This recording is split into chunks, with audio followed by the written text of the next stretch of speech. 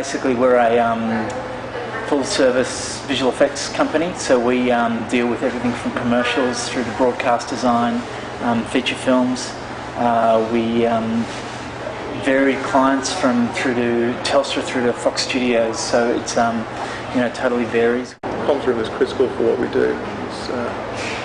Without that, everybody would have to go home. An hour or two of downtime and that would be a major problem for us. So running a high temperature in there is just not an option for us.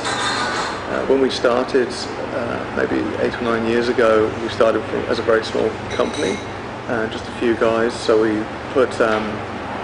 had just a couple of servers running with a very basic air conditioner, and we moved from there and kept putting more and more kit into the room, and it started getting too hot, so we put more systems in there and more air conditioning until it turns out we had a major problem. So there was no planning in it, it was just needs must, and we kept putting stuff in until the opportunity to move into the new building came up, and then we had the opportunity to plan from the start and do it properly, which is what we did. So I always knew that I wanted to go for chilled water.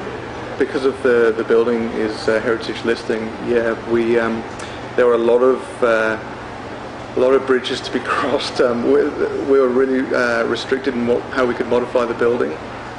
We weren't really able to do very much to the existing infrastructure at all.